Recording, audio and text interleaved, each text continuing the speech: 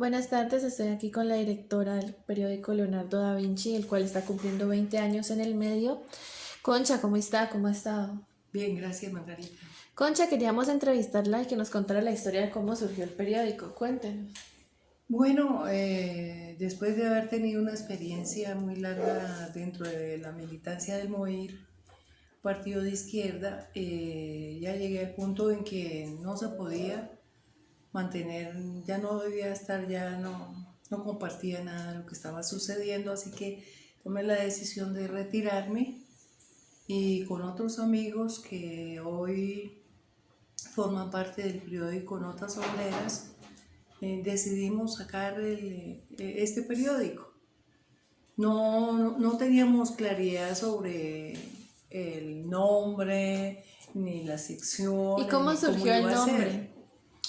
Bueno, le echamos cabeza y decíamos que debía ser un nombre como diferente, como llamativo, pero no sabíamos con precisión. Yo fui a visitar a un amigo pintor, Jaime, y le comenté, le dije, hombre, queremos sacar un periódico, ¿qué nos aconsejas? ¿Qué nombre sería el adecuado? Un periódico diferente, con una imagen distinta, que sea atractivo a la gente. Digo, le tengo el nombre. Ese Ajá. periódico debe llamarse Leonardo da Vinci. Le dije, ¿pero por qué?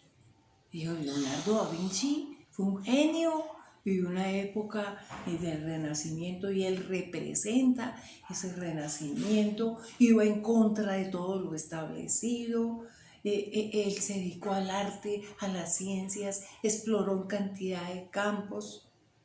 Y yo le comenté a mis amigos y compañeros y todos estuvimos de acuerdo ¿Y con que cuántas ese personas era el nombre. integraban el periódico? Bueno, en ese momento éramos más o menos unos 4 o 5. Ujú. Después hubo equipos de 4, de 3, de 2, ¿Y ahora solamente usted? pero ya hace muchos años, bastantes años que estoy sola, ¿no? Ha sido muy difícil tener un equipo, realmente. Y me digo que pues yo me voy a mantener hasta tanto tenga fuerza de sostener el periódico. ¿Cuáles dificultades o qué ha tenido que pasar con el periódico? Ya que, o cuando usted quedó sola, ¿qué tan difícil fue? Fue difícil, siempre ha sido duro sostener el periódico. Mantenerse es difícil. Mantenerse con unos principios, con unos criterios es difícil y en la soledad patea, es dura, pero siempre a conservar la frase que tenemos ahí de Lucín, ¿no?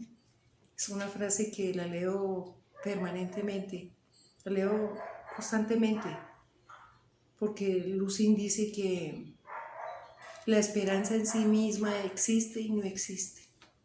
Es como los caminos en la tierra. Al principio no había caminos, pero después, Fueron cuando surgiendo. pasaron grandes masas, construyeron al fin un camino. Es una frase a la esperanza. Y eso es también lo que yo he querido hacer con el Leonardo da Vinci. La pregunta que tengo es, ¿cómo tuvo tanta influencia en Bogotá el periódico? Bueno, yo creo que el trabajo que yo hice en Bogotá, donde surgió, donde nació el Leonardo da Vinci, fue un trabajo muy intenso. Yo todavía estaba vinculada a la Secretaría de Educación, pero mi jornada era en la noche, así que yo en el día prácticamente se lo dedicaba al periódico.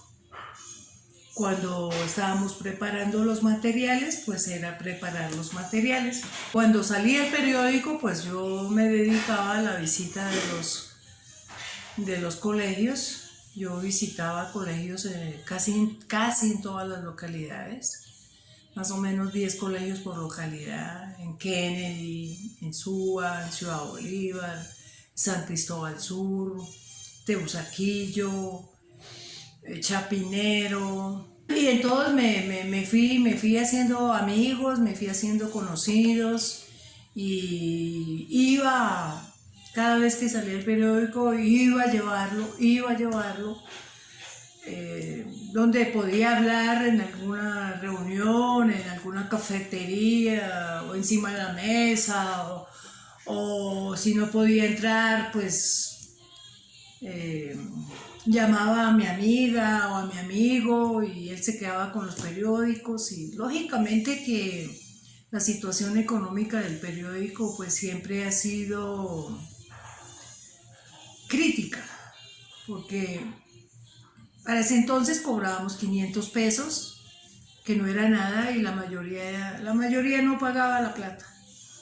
O yo no podía ir a reclamarlo porque eran 5.000 pesos, y pues ir a hacer un viaje de esos por 5.000 pesos, ¿no? Salía más costoso. Casi siempre ha sido la situación así, ¿no?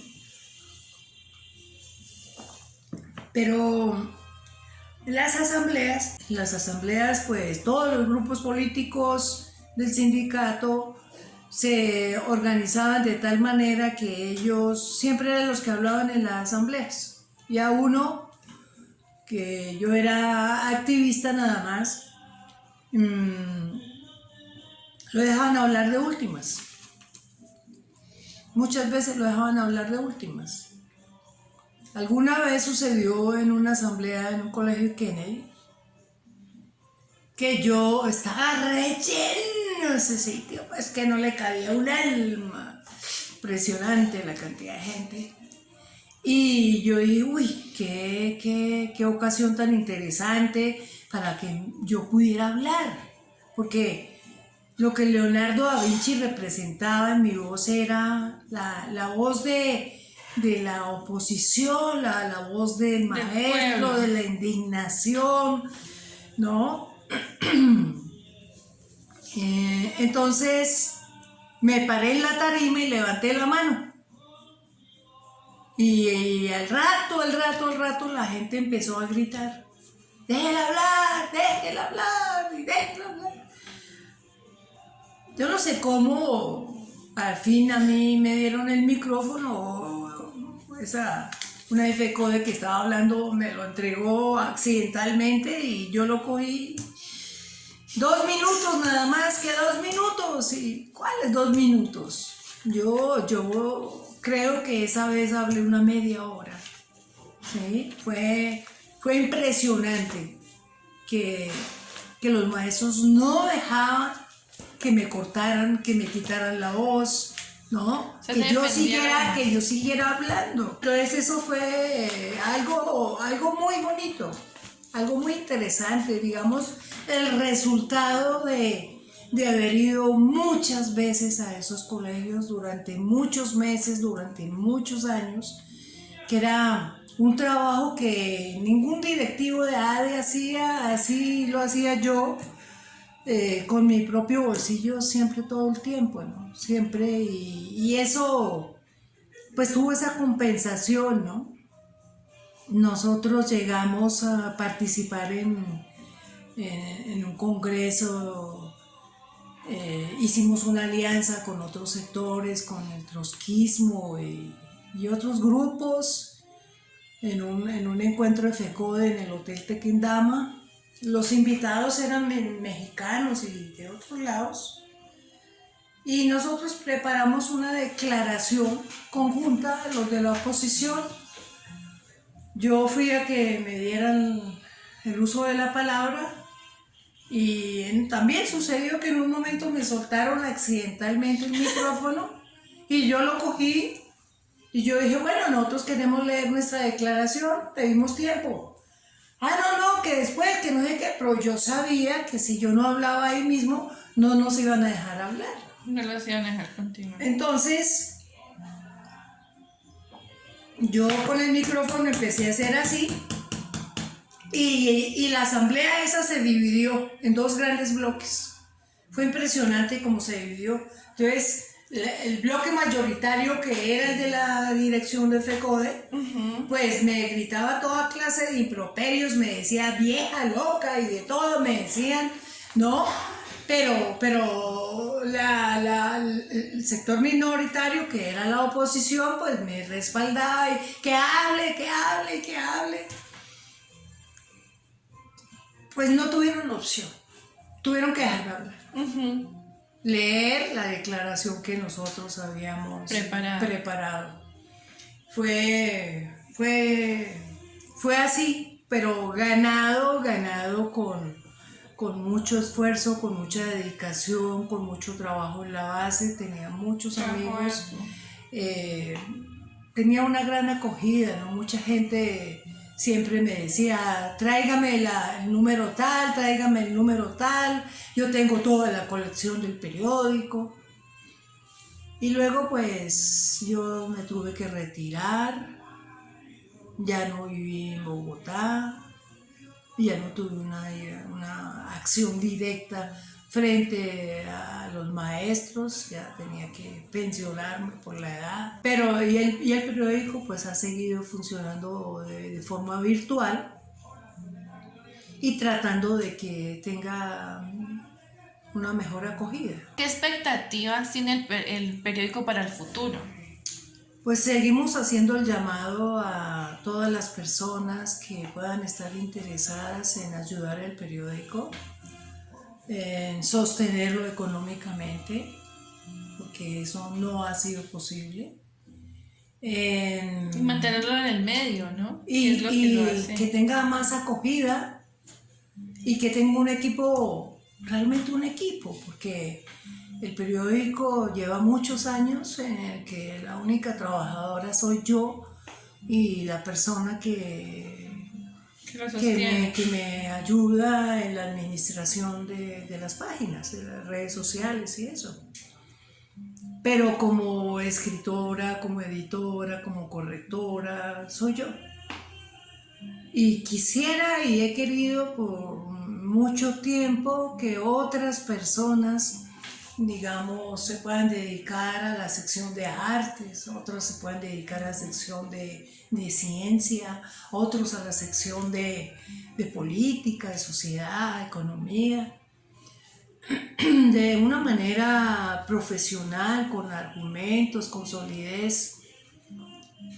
No pierdo la esperanza de que eso pueda llegar a suceder en algún momento, de que el periódico pueda tener un equipo, de que el periódico pueda tener un gran prestigio como lo tuvo en algún momento.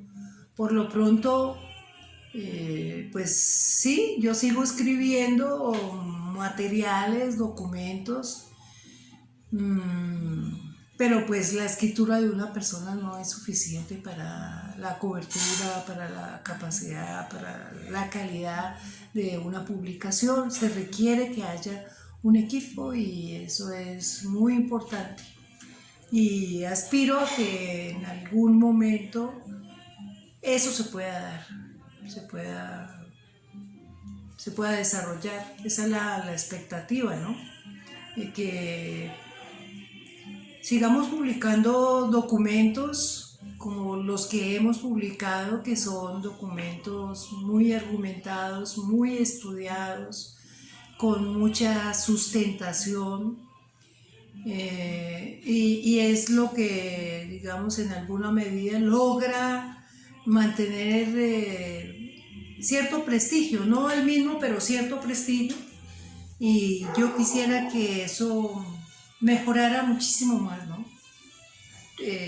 Tuviésemos más cobertura, más respaldo, más calidad y un equipo, ¿no es cierto?, más grande que esté dedicado a eso, el periódico.